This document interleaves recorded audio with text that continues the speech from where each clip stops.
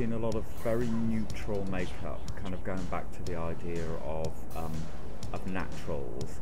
But I think the big difference is I've seen a lot of texture in beauty. You know, neutral, clean makeup, but a lot of texture like creams, glosses. For instance, you'll look at a model and she'll have like a flush cheek, but you'll see a little bit of gloss on the cheekbone, or you'll see a little bit of metallic in the middle of the eye. You know, lips look kind of creamy and plump.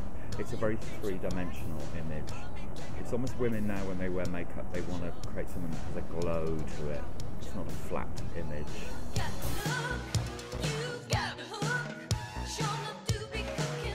Max Cream Colour Base is like, after a woman's applied her foundation, she can like take a bit on the fingertip and like highlight points of her face, and it brings back that reality and that glow.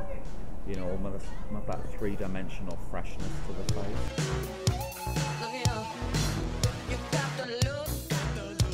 I would, for a really modern look, I would do a very transparent foundation. What would you recommend? I like things like MAC Studio Sculpt foundation, which is more of a gel cream formula.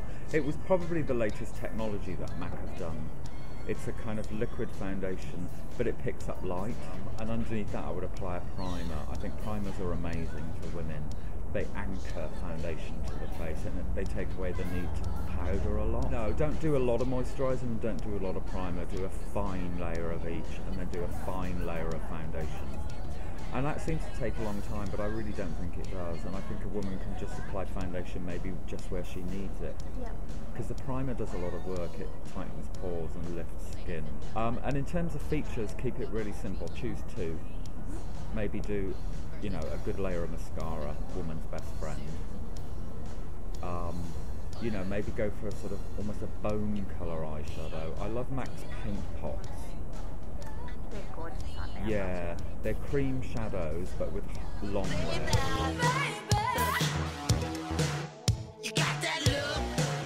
I liked the look that Nicole Thompson from MAC did at Kiralee Johnson.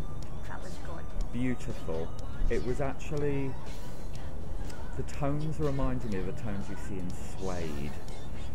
You know, like old kind of Gucci accessories. You know, the old Gucci handbags.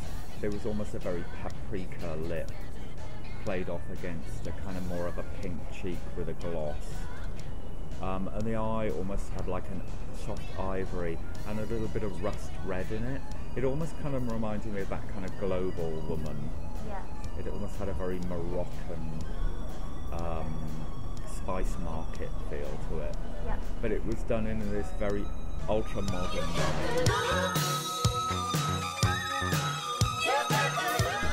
I worked with Pamela Anderson when she was in the UK, and Dita Von Teese. For instance, those two both have a very strong sensual image, but in completely the opposite extreme. You know, Pammy is very beach, slightly kind of playboy, almost a bit sort of like a modern rock and roll Brigitte Bardot. So it's all about kind of black and very, very smudged, because she likes it worn down. She's a rock and roll girl. Yeah. And she doesn't really like a lot of lip, and just quite a bronze skin.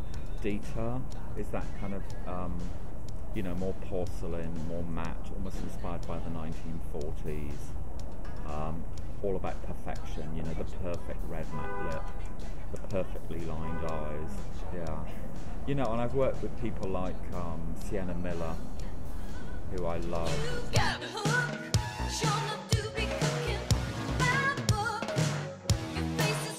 I think a big misconception of celebrities is that they wear a lot of foundation. If you're photographed a lot of foundation tends to work flat. Yeah. So I work as little foundation as possible. And I think, you know, I mean, celebrity clients that I work with, they always want to look modern. They never want to look dated, and they never really want to look like they're trying too hard.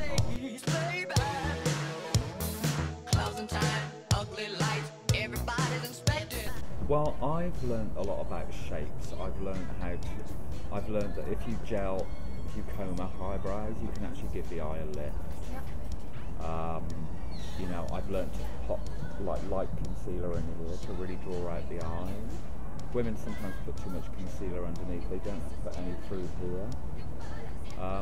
I've learned that if you want to make lips full, the best way to slightly overdraw the lips, if you press your finger in there, it shows you exactly how a lip should be curved on each corner just by pressing the finger in. It doesn't work on my lips because I've got a moustache. And I've learned how to contour as well. A good tip is if you want to contour a cheekbone, if you follow a line from the top of the ear to the corner of the lip, and just follow that line with a soft kind of, like a mineral powder, like Max Mineralized Skin Finish, baked powders, which I use a lot to shade, you'll get the perfect sculpted cheek.